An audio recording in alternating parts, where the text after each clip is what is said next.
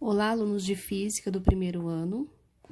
Eu irei realizar umas explicações para vocês em relação ao conteúdo de trabalho de uma força, tá?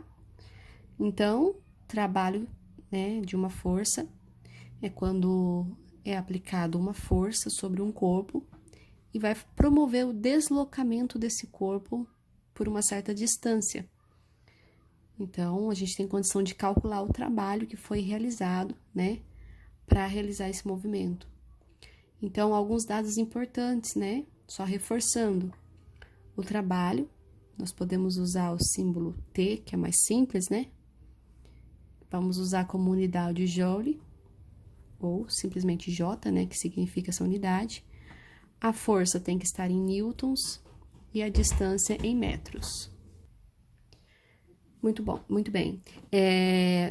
O trabalho que a força, pode realizar, ela pode ser um trabalho motor, ou um trabalho resistente.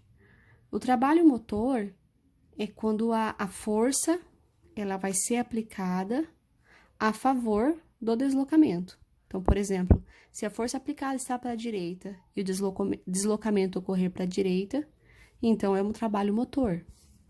Só que existe também um trabalho resistente. É quando a força, aplicada está contra o sentido de deslocamento. Por exemplo, eu vou deslocar esse corpo para a direita, mas existe uma força, resistente para a esquerda. Por exemplo, uma força de atrito, Se você vai deslocar um bloco no chão, existe sempre uma força de atrito que o chão, faz sobre aquele corpo, que vai tentar segurar esse deslocamento.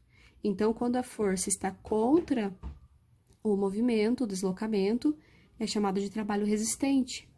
Consequentemente, qual que vai ser a diferença? Na fórmula, o trabalho resistente vai levar esse negativo, Então, ele sempre vai dar um resultado menor que zero e o trabalho motor maior que zero.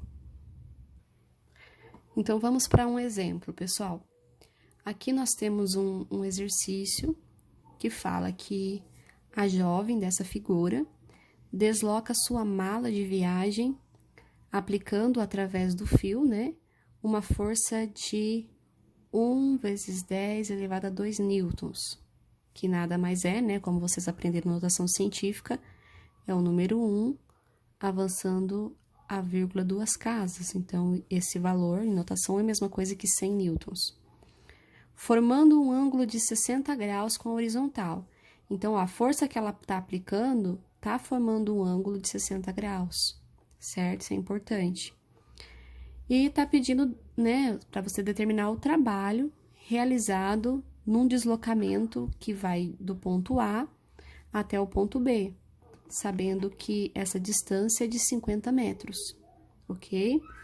Aí, aqui o exercício, ele fornece o valor do cosseno desse ângulo. Então, esse valor do cosseno o exercício sempre vai fornecer, só você colocar o resultado. E você vai aplicar a fórmula, A fórmula que vocês viram no vídeo anterior. O trabalho é igual à força aplicada vezes a distância percorrida vezes o cosseno do ângulo, tá? Lembrando aqui as unidades, trabalho em joule, força em newtons, distância em metros, tudo bem?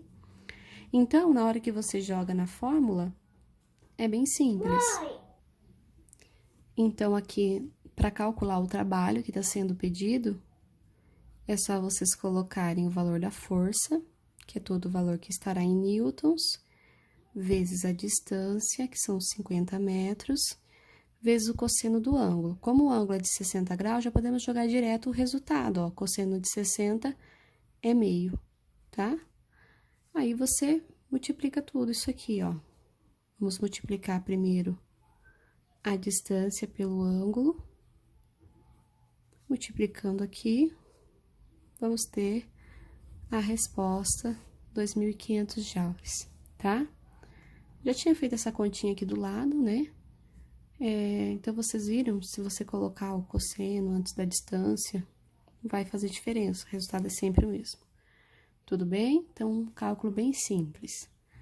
O próximo exemplo aqui, só para reforçar, fala que um bloco de 10 quilos, né?